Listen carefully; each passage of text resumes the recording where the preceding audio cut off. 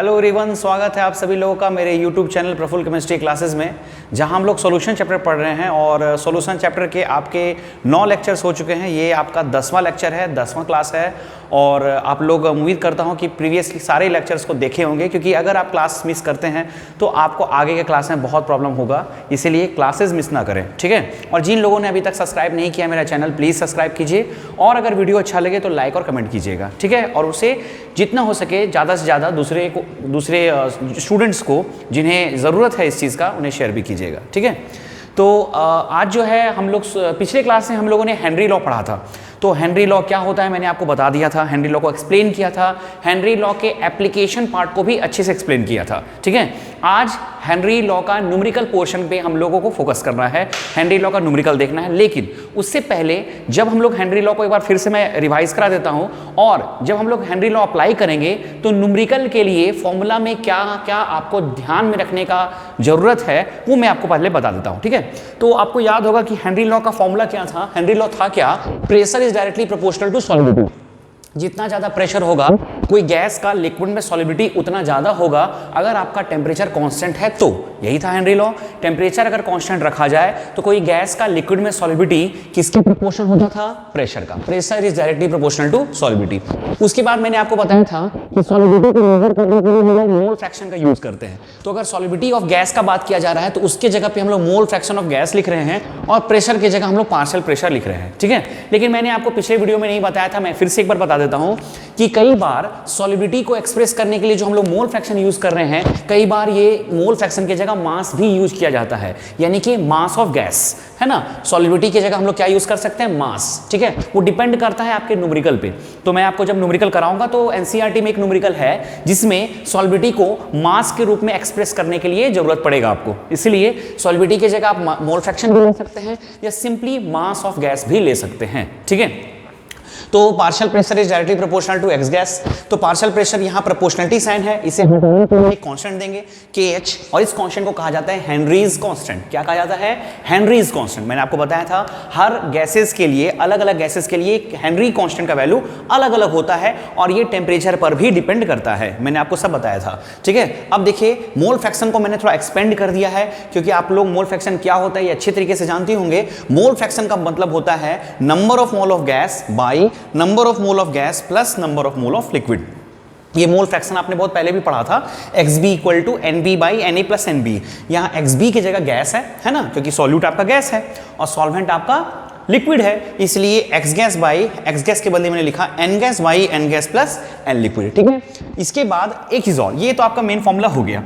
अब आप सोचेंगे कि मैंने ये इधर क्या लिख दिया है। तो देखिए हम लोग अगर कोई गैस को लिक्विड में घोलते हैं तो वो लिक्विड के अंदर गैस बहुत कम ही डिसॉल्व हो पाता है, मतलब ज्यादा डिसॉल्व नहीं होता है। मतलब number of gas molecule liquid में बहुत ही कम होता है, बहुत कम ही डिसॉल्व हो पाता है। हम लोग गैस को डिसॉल्व तो कर देते हैं, लेकिन बहुत कम मॉलिक्यूल ही गैस का लिक्विड के अंदर डिसॉल्व होता है। यानी कि हम लोग कह सकते हैं कि n गैस का वैल्यू n लिक्विड से बहुत ही कम होता है, and number of mole of gas number of liquid से क्या होगा? बहुत कम। कम नहीं, बहुत कम, वेरी वेरी लिखा हुआ है, ठीक है। और आपको पता होगा जब कोई एक चीज दूसरे से बहुत कम हो तो डिनोमिनेटर में, न्यूमरेटर में नहीं, डिनोमिनेटर में इसे नेग्लेक्ट कर सकते हैं। यानी कि n गैस आपका ऊपर में n गैस ही रहेगा, बस यहां पर जो n गैस है इस n गैस को आप हटा सकते हैं, आप इसको नेग्लेक्ट कर सकते हैं। तो जब n गैस को नेग्लेक्ट करेंगे तो सिर्फ क्या बचेगा? n liquid. मैंने क्या कहा कि अगर आपका डिनोमिनेटर में एक टर्म दूसरे टर्म से बहुत ही कम है, ये टर्म आपका इससे बहुत कम है, तो अगर बीच में प्लस रहे, ठीक है, तो इसको आप नेग्लेक्ट कर सकते हैं। ये नियम है। जैसे आप समझिए 1 बाई 1 प्लस 1000 अगर आपको कैलकुलेट करना पड़े, ठीक है, 1 बाई 1 प्लस 1000, तो आपको पता है 1 1000 से बहुत कम है, तो आप चाहें तो इस 1 को नेग्लेक्ट कर सकते हैं, क्योंकि अगर आप नेग्लेक्ट नहीं करेंगे तो ये आएगा 1 बाई 1001, ठीक है। अब आपको 1 को 1000 से डिवाइड करना पड़ेगा। उससे बेटर ये होगा कि अगर आप इस 1 को नेग्लेक्ट कर देते हैं, ठीक है, इसको, तो आपका आएगा 1/1000, तो हम लोग 1/1000 0.001 आराम से लिख सकते हैं, ठीक है। तो अगर आपका एक टर्म दूसरे से बहुत कम है डिनोमिनेटर में, तो उसे आप नेग्लेक्ट कर सकते हैं। तो इस n गैस को नेग्लेक्ट कर दिया जाता है न्यूमेरिकल बनाने समय। जब मैं न्यूमेरिकल आपको बताऊंगा तो आप देखेंगे कि n गैस आपका नेग्लेक्ट हो गया, ठीक है। तो इससे जब n गैस नेग्लेक्ट हो गया तो बचा क्या? n लिक्विड, ठीक है। अब ये फॉर्मूला यूज हो सकता है, नहीं तो कई बार आपको नंबर ऑफ मोल निकालने के लिए नहीं, मास निकालने के लिए देते हैं। तो आपको पता होगा नंबर ऑफ मोल बराबर क्या होता है, given mass by molar mass. मैंने आपको पहले भी बताया था number of mole of gas बराबर given mass of gas by molar mass of gas. और यहाँ number of mole of liquid है, तो number of mole of liquid बराबर given mass of liquid by molar mass of liquid. तो molar mass of liquid यहाँ divide था, तो नीचे डिवाइड तो रहेगा नहीं, ये ऊपर चला जाएगा, तो ऊपर चला गया m, लिक्विड ऊपर चला गया। ठीक है, तो ये हो गया आपका फॉर्मूला। ठीक, यहां तक तो आपको समझ में आ गया होगा। ठीक है, और न्यूमेरिकल के लिए ये दोनों में से कोई भी आपका यूज हो सकता है। ठीक है, मैं आपको न्यूमेरिकल बताऊंगा। ठीक है, अब आप देखिए एक चीज मैंने और लिखा है जो मैंने पिछले क्लास में आपको नहीं बताया था, वो था लिमिटेशंस ऑफ हेनरीज लॉ। मतलब हेनरी लॉ तो हम लोगों ने पढ़ लिया, लेकिन हेनरी लॉ का कुछ लिमिटेशंस है, कुछ ऐसी जगह है जहां हेनरी लॉ लागू नहीं होता है। ठीक है, तो हेनरी लॉ अप्लाई करने से पहले किन किन बातों का ध्यान में रखना होता है ये आप जान लीजिए। कई बार ऐसे भी एग्जाम में क्वेश्चन आ जाता है कि हेनरी लॉ को एक्सप्लेन करो और इनके क्या लिमिटेशंस हैं, ये भी लिखने आ सकता है आपका। ठीक है, तो क्या होगा देखिए, पहला लिमिटेशन क्या है, pressure should not be very high. Pressure आपका बहुत ज्यादा नहीं होना चाहिए। तो आप बोलेंगे सर प्रेशर तो ज्यादा होना चाहिए, क्योंकि प्रेशर ज्यादा होने पर सॉल्बिलिटी ज्यादा होता है। तो ज्यादा तो होता है, गैस को आपको लिक्विड में घोलना है तो प्रेशर बढ़ाने पर सॉल्बिलिटी बढ़ता है, लेकिन यहां मैंने लिखा वेरी हाई। कोई भी चीज का लिमिट होता है, प्रेशर को आप बहुत ज्यादा नहीं करिएगा, बहुत ज्यादा प्रेशर इसमें नहीं होना चाहिए। प्रेशर आपका मॉडरेट होना चाहिए, ज्यादा हो सकता है, हाई हो सकता है, वेरी हाई नहीं होना चाहिए। दूसरा, the solution should be dilute. दूसरा क्या कंडीशन है, the solution should be dilute. मतलब ये है कि मैं मान लीजिए ये कोई सॉल्यूशन है, ठीक है, पानी और चीनी का घोल है, इसमें मैं गैस को मिलाना चाहता हूं। ठीक है, तो अगर इस पानी में चीनी है ना, अगर इस पानी में चीनी का मात्रा ज्यादा होगा, कॉमन सेंस लगाइए, इस पानी में अगर चीनी का मात्रा ज्यादा होगा तब वो गैस ज्यादा घुलेगा, या इस पानी में चीनी का मात्रा कम होगा तब वो गैस ज्यादा घुलेगा। तो आप शायद कॉमन सेंस समझ गए होंगे कि इस पानी में चीनी का मात्रा कम होना चाहिए, क्योंकि इस पानी में पहले से चीनी का मात्रा ज्यादा होगा तो उस गैस को घोलने में दिक्कत ज्यादा होगा। यानी कि सॉल्यूशन डाइल्यूट होना चाहिए, कंसंट्रेटेड नहीं होना चाहिए। कंसंट्रेटेड का मतलब होता है उसमें चीनी का मात्रा ज्यादा होना, और अगर उस सॉल्यूशन में चीनी का मात्रा कम हो तो उसे डाइल्यूट कहा जाएगा। क्या कहा जाएगा, डाइल्यूट। डाइल्यूट का मतलब चीनी का मात्रा कम, और कंसंट्रेटेड का मतलब उस पानी में चीनी का मात्रा क्या, ज्यादा। तो सॉल्यूशन को डाइल्यूट होना चाहिए, क्योंकि सॉल्यूशन जितना डाइल्यूट होगा उतना आसानी से उस गैस को आप उस लिक्विड में घोल सकते हैं। अगर आपका सॉल्यूशन कॉन्सेंट्रेटेड निकला, पहले से गाढ़ा सॉल्यूशन है, गाढ़ा है ना, कॉन्सेंट्रेटेड है, चीनी ज्यादा है, तो उस गैस को आपको सॉल्यूशन में घोलने में आपको दिक्कत होगा। तो सॉल्यूशन क्या होना चाहिए, डाइल्यूट, ना कि कंसंट्रेटेड। तीसरा, the gas should not react with chemically react with solvent. ये तो कॉमन सेंस की बात है। अगर आप कोई गैस को लिक्विड में डिसॉल्व कर रहे हैं, मान लिया आपको कोई लिक्विड है और उसमें आप कोई गैस को डिसॉल्व कर रहे हैं, तो इस गैस को लिक्विड में आपको घोलना है, ना कि रिएक्ट करना है। रिएक्ट करने और डिसॉल्व करने में बहुत डिफरेंस है, क्योंकि अगर ये गैस इस लिक्विड से रिएक्ट कर गया तो कोई दूसरा प्रोडक्ट देगा, ये घुलेगा नहीं। इन दोनों के बीच में रिएक्शन नहीं होना चाहिए, ये घुलना चाहिए, डिसॉल्व होना चाहिए। तो यहां लिखा हुआ है शुड नॉट रिएक्ट, मतलब इस गैस को लिक्विड में घुलना नहीं चाहिए। तो ये हो गया आपका 3 लिमिटेशन। तो आप इन चीजों को भी नोट कर लीजिएगा, क्योंकि अभी ये आपका न्यूमेरिकल में काम आएगा। ठीक है, तो मैंने फिर से आपको रिवाइज करा दिया, और हेनरी लॉ का लिमिटेशंस, ये दोनों आपको काम आएगा, इसलिए मैंने दोनों को फिगर लिख दिया है। ठीक है, तो आप इसे नोट कर लीजिए। चलिए, अब मैं आपको हेनरी लॉ के न्यूमेरिकल पे आता हूं, हेनरी लॉ का न्यूमेरिकल बताता हूं। ठीक है, फिर से मैं इधर एक फॉर्मूला लिख देता हूं हेनरी लॉ का, क्योंकि कुछ ज्यादा तो है नहीं इसमें। हेनरी लॉ का फॉर्मूला क्या था, P बराबर KH N gas by N liquid, या फिर P बराबर KH W gas by M gas into W liquid by M liquid. यही है आपका फॉर्मूला। ठीक है, ये हो गया आपका 2 फॉर्मूला। ठीक, अब न्यूमेरिकल पोर्शन पे हम लोग आते हैं। तो फर्स्ट न्यूमेरिकल आपका क्या है, ध्यान से देखिएगा। फर्स्ट न्यूमेरिकल आपका क्या है। ठीक, पहला जो न्यूमेरिकल मैं आपको बता रहा हूं आज, वो आपका एनसीईआरटी का एक्सरसाइज एग्जाम्पल का क्वेश्चन है। फर्स्ट 3 क्वेश्चन मैं आपको कराऊंगा, तीनों एनसीईआरटी के होंगे, और 2 क्वेश्चन मैं आपको बनाने का दूंगा, वो दोनों एनसीईआरटी के होंगे। मतलब एनसीईआरटी में 5 क्वेश्चन है, पांचों आपका सॉल्व हो जाएगा, और पांचों अच्छे क्वेश्चंस हैं। ये क्वेश्चंस आपके सिर्फ सीबीएसई या फिर आपके बोर्ड एग्जाम में नहीं आ सकते, ये क्वेश्चन आपके कॉम्पिटिटिव एग्जाम में भी आ सकते हैं। इसे ध्यान रखिएगा, पांचों अच्छे क्वेश्चन है। ठीक है, पहला क्वेश्चन क्या है, if N2 gas is bubbled through water at 293 kelvin, how many millimoles of nitrogen gas would dissolve in 1 liter of water? Assume that N2 exerts a partial pressure of 0.987 bar. ठीक है, given that KH for N2 is 76.48 kilo बार। देखिए आप जब numerical बनाइएगा तो आपको देखा जाए तो इसको फॉर्मूला में आपको क्या क्या पता होना चाहिए, KH, n gas n liquid, ठीक है। अगर आपको एन गैस एन लिक्विड नहीं पता है तो उसकी जगह पे ये इतना चीजों में से पता होना चाहिए। तो पहले हम लोग देखते हैं कि क्वेश्चन में क्या क्या दिया हुआ है। तो सबसे पहले नाइट्रोजन गैस के बारे में बोला गया है। किसके बारे में? नाइट्रोजन गैस को बोला गया है कि आपको पानी में घोलना है कितने टेम्परेचर पर? 293 टेम्परेचर पर। टेम्परेचर का कोई काम नहीं है न्यूमेरिकल में। How many milli moles of nitrogen, first line में लिख दिया है how many milli moles of nitrogen. Milli moles मतलब मोल को मिली मोल्स में कन्वर्ट करना पड़ेगा। मतलब पहले हम लोग मोल निकालेंगे, किसका? Mole of gas, milli mole of nitrogen, मतलब हम लोग को ये निकालना है। शुरुआत से ही पता चल गया एन गैस बराबर वॉट, यही आपको क्वेश्चन में निकालना है, ठीक है। अब देखिए अगर ये पता चल गया आपको ये निकालना है तो इन सब चीज पता होना चाहिए आपको, ठीक है। तो देखो क्या क्या लिखा हुआ है, 1 लीटर ऑफ वाटर, ठीक है। पानी 1 लीटर दिया हुआ है, volume of water equal to 1 litre, ठीक है। अब इसका क्या यूज होगा मैं आपको बाद में बताऊंगा, पहले देख लेते हैं क्या क्या दिया हुआ है। उसके बाद यानी कि सॉल्वेंट आपका पानी है। उसके बाद है N2 पार्शियल प्रेशर लगाता है 0.987 बार, यानी कि P बराबर 0.987 बार, ये आपका क्वेश्चन में दिया हुआ है। और KH भी आपको दे दिया है, कितना?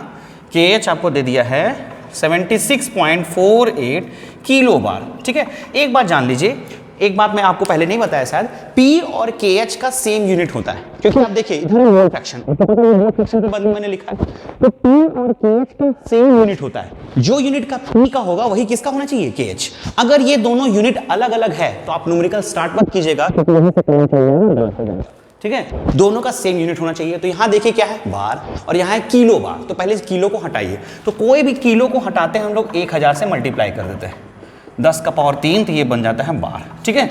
ये हो गया। अब आपको एन लिक्विड, आप बोलिएगा सर ये लगा तो देंगे फॉर्मूला, लेकिन इसमें एन लिक्विड निकालना है। तो एन लिक्विड तो आपको पता नहीं है सर, क्योंकि एन लिक्विड का मतलब क्या होता है? देखिए एन लिक्विड का मतलब होता है W liquid by M liquid, W liquid by M liquid, मतलब given mass of water by molar mass of water. तो बोलिएगा सर पानी का मास तो नहीं दिया है, पानी का तो वॉल्यूम दिया हुआ है। तो आपको पता होगा कि पानी का 1 लीटर और पानी का 1 kg ऑलमोस्ट बराबर होता है। पानी का 1 लीटर और पानी का 1 kg ऑलमोस्ट बराबर होता है, यानी कि आप इस डब्ल्यू लिक्विड के बदली 1 kg भी लिख सकते हैं, ठीक है। क्योंकि यहाँ 1 लीटर लिखा हुआ है, this means mass of water आप 1 kg ले सकते हैं। ये दोनों सेम चीज हुआ, ठीक है। 1 लीटर बराबर 1 kg या 1000 मिलीलीटर बराबर 1000 ग्राम, एक ही बात पड़ा, ठीक है।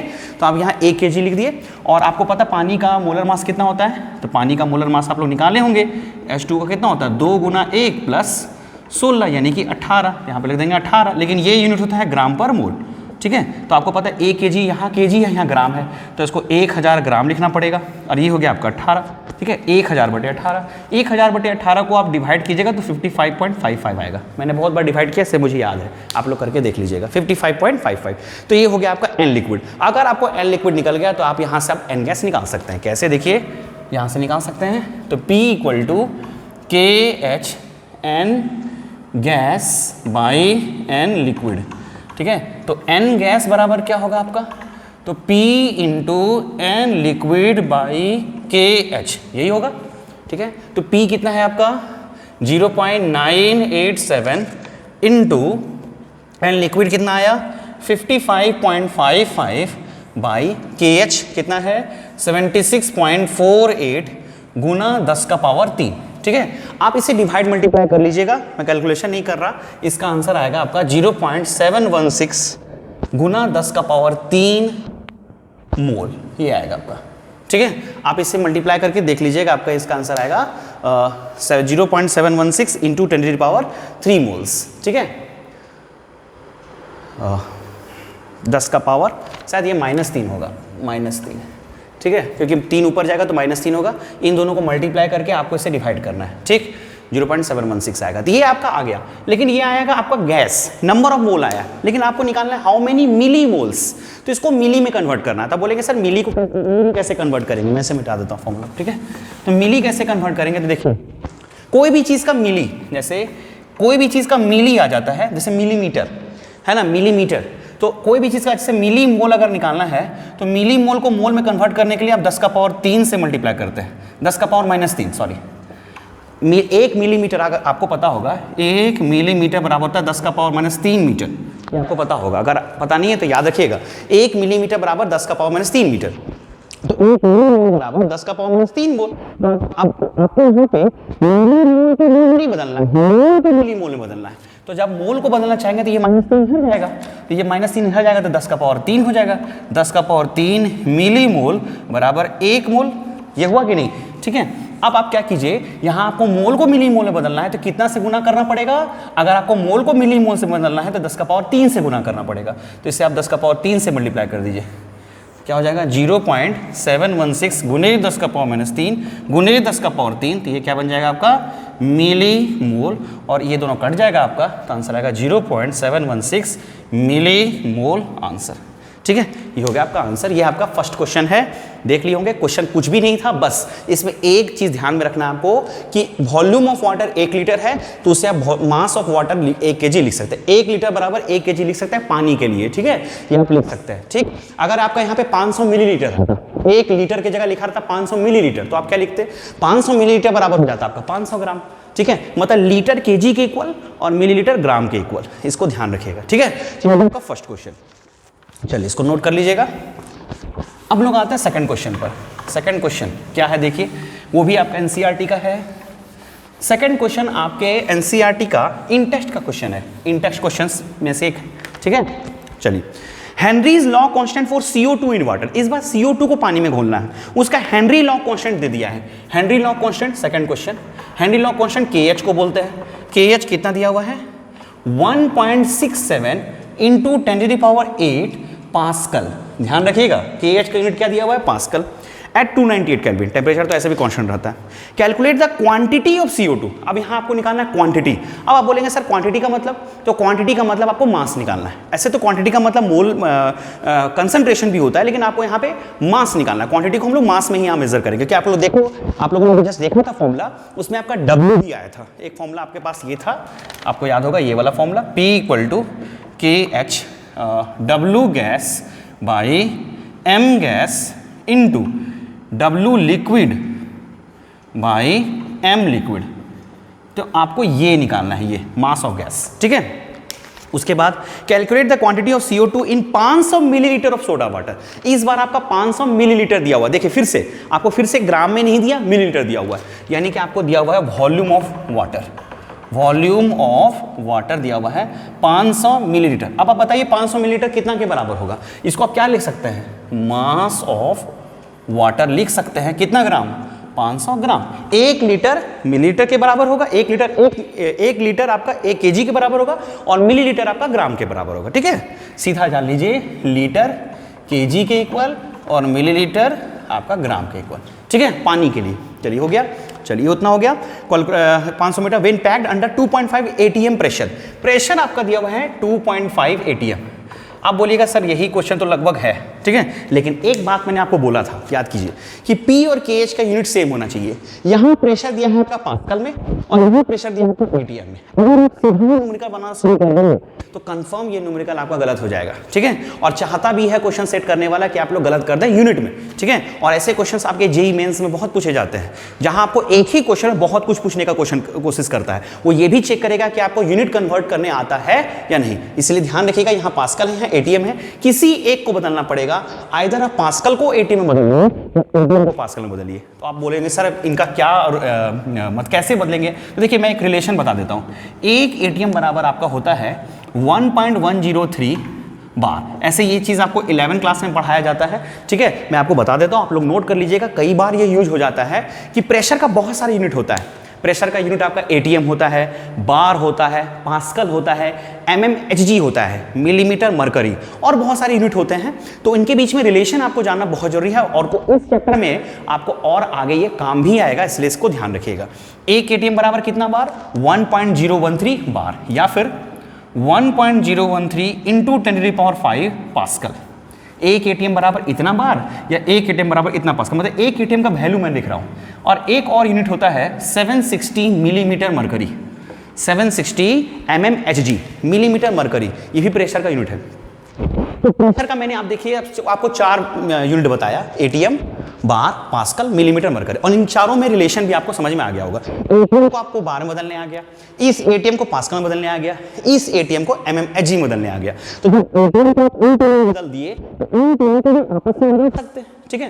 तो देखिए अब आपका यहाँ पर एटीएम है, यहाँ पर क्या है, पास्कल। तो या तो इस पास्कल को एटीएम में बदल लिए या तो इस एटीएम को पास्कल में बदल लिए। तो मैं समझता हूँ कि पास्कल को मैं एटीएम में बदलना ज्यादा आसान समझ रहा हूँ, ठीक है। कि 2.5 एटीएम ऐसे भी वैल्यू कम है, तो इसको मैं नहीं चाहता हूँ कि इसको कम कर दे। देखिए ये पास्कल है, तो आप पास्कल को जब एटीएम बदल लिएगा, आपको एटीएम को जब पास्कल में बदलना है तो इतना से मल्टीप्लाई होगा, तब ना आपका पास्कल में बदलेगा। लेकिन अगर पास्कल को एटीएम बदलना है तो इतना से डिवाइड होगा, क्योंकि ये नीचे जाएगा। तो क्या हो जाएगा आपको बोलिए तो 1.67 इंटू 10⁸ बाई इतना 1.013 इंटू 10⁵, तो ये आपका क्या बन जाएगा, एटीएम, ठीक है। इसे आप डिवाइड कर सकते हैं, जितना छोटा हो जाएगा।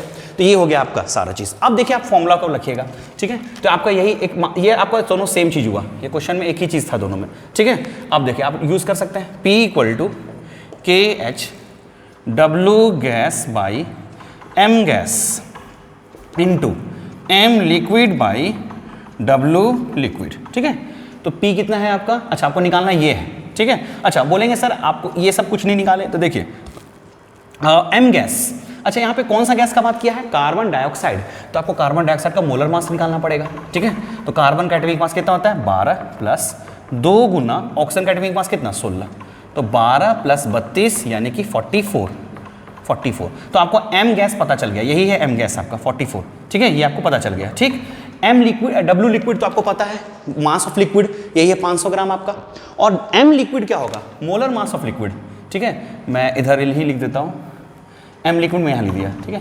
M लिक्विड यानी कि M वाटर, पानी का मोलर मास कितना होता है, अभी आपने निकाला था 18 ग्राम पर मोल, ठीक है। तो आपको ये भी पता चल गया, ये भी पता चल गया, ये सब ये दोनों तो पता ही है। आपको निकालना क्या है, W गैस, हो गया। Therefore W gas equal to, ठीक है, जो टर्म आपको निकालना है उसको एक करके इसको बाकी सबको डिसाइड कर दिए। तो P into M gas into W liquid by, अब आपको डिवाइड में कौन कौन आ जाएगा, KH इंटू M लिक्विड, ठीक है। तो P कितना हो गया, 2.5 इंटू M गैस आपका यही है, पानी कार्बन डाइऑक्साइड का मोलर मास कितना, 44 इंटू W लिक्विड आपका ये है, पानी का मास कितना, 500 बाई KH कितना, KH आपका वो है 1.67 into 10⁸ by 1.013 into 10⁵ into M liquid कितना, 18, ठीक है। अब आपको उसको कैलकुलेट करना है, ठीक है।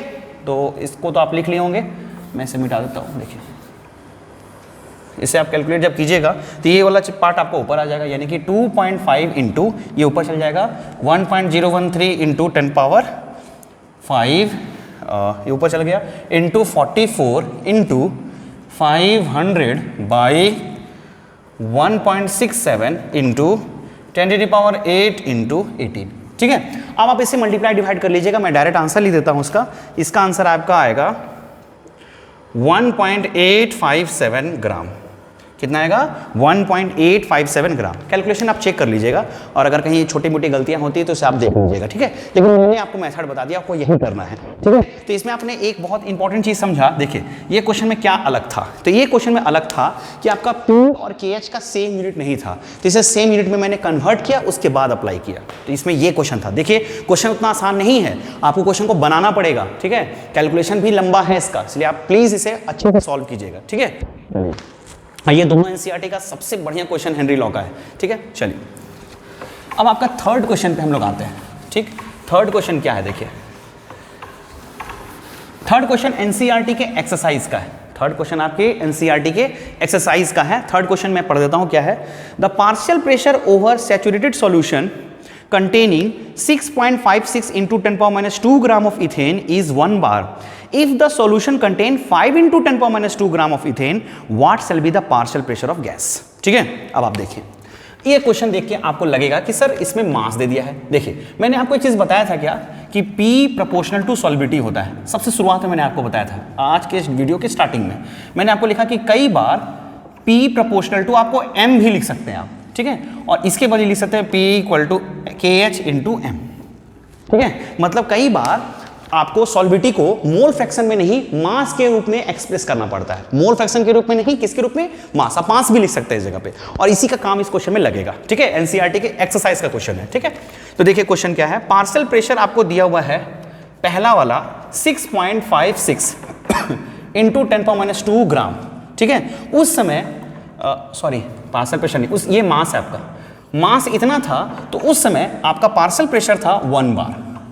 अब फिर से क्वेश्चन ये है कि अगर आपका मास हो जाए 5 इंटू 10⁻² ग्राम, तो इसके बाद पार्शियल प्रेशर आपका क्या होगा, ये है क्वेश्चन आपका, ठीक है। क्वेश्चन बहुत आसान है, लेकिन अगर आपने पहले ही क्वेश्चन नहीं बनाया होगा, जिन स्टूडेंट ने फर्स्ट बार ये क्वेश्चन बनाया और आपके एग्जाम में अगर क्वेश्चन आ जाए और आपने नहीं बनाया है, तो आपके लिए बहुत दिक्कत होगा। इसलिए आपको जानना चाहिए ऐसे क्वेश्चंस, ठीक है। इसलिए आप पहले प्रैक्टिस, हर क्वेश्चन को आप जब बनाइएगा, आप नोटबुक में से आप नोट कीजिएगा, तो आपको समझ भी आएगा कि क्वेश्चन कैसे कैसे पूछा जा सकता है। इसलिए एनसीईआरटी क्वेश्चन करना बहुत जरूरी होता है, क्योंकि एनसीईआरटी बुक में जो क्वेश्चंस रहते हैं वो बहुत ही स्टैंडर्ड लेवल के क्वेश्चन होते हैं। वो हर एक अच्छे मतलब कोई कॉन्सेप्ट पे जितने भी अच्छे क्वेश्चंस बन सकते हैं, सब वैरायटी के क्वेश्चन आपको दे देता है। और रेफरेंस बुक जो होता है दिनेश या प्रदीप, वो क्या करता है, उन सभी क्वेश्चंस को जो क्वेश्चन एनसीईआरटी देता है उसी के टाइप का 2-3 क्वेश्चन बढ़ा के आपको दे देता है, ठीक है। और कॉम्पिटिटिव एग्जामिनेशन में एनसीईआरटी बेस्ड क्वेश्चन ही आपके एग्जाम में आते हैं, इसलिए आपको एनसीईआरटी सॉल्व करना बहुत जरूरी है, ठीक है। देखिए आप कैसे बनाइएगा इसको, तो देखिए आप क्या लिख सकते हैं, P = KH × M, ठीक है। तो आप यहाँ कर दीजिए P1, इसे मैं करता हूँ P1, ये हो गया आपका M1, ये हो गया P2, ये हो गया आपका M2, ठीक है। और ये भी लिख सकते हैं एंड P2, ऐसे मैं यहाँ पहले वैल्यू पुट करता हूँ, P कितना 1 = KH × M कितना 6.56 × 10⁻², ठीक है, इक्वेशन 1। फिर लिख सकता हूँ एंड P2 = KH × M2, तो P2 कितना हो गया, निकालना है, KH आपका KH ही रहेगा, M2 कितना 5 × 10⁻² हो गया आपका इक्वेशन 2। अब आप किसी को भी किसी में डिवाइड कर दीजिए, डिवाइडेड इक्वेशन 2 डिवाइडेड बाय 1, तो P2/1 बराबर KH और KH कैंसिल हो जाएगा, 5 × 10⁻² बाई 6.56 × 10⁻², ये होगा। ये दोनों को डिवाइड कीजिएगा तो आपका आंसर आएगा 0.762 बार, ठीक है। आप इससे कैलकुलेट कर लीजिएगा। बार क्यों आएगा आपका, क्योंकि आपने यहाँ 1 बार लिया था ना, आपने यहाँ पे 1 बार लिया था, इसलिए आंसर क्या में आएगा, बार में आएगा। ये हो गया आपका आंसर। देखिए कितना आसान क्वेश्चन था, ठीक है। लेकिन अगर यही क्वेश्चन को ऐसे अगर स्टूडेंट जो कहे पहले इस तरह के क्वेश्चन नहीं बनाए उनको दे दीजिएगा तो बहुत ज़्यादा कन्फ्यूजन उन्हें हो जाएगा। तो हेनरी लॉ के मैंने आपको 3 क्वेश्चन कराए, इसके बाद मैं कुछ क्वेश्चन आपको एनसीईआरटी के कुछ क्वेश्चन आपको होमवर्क में दूंगा, उसे प्लीज़ बनाइएगा।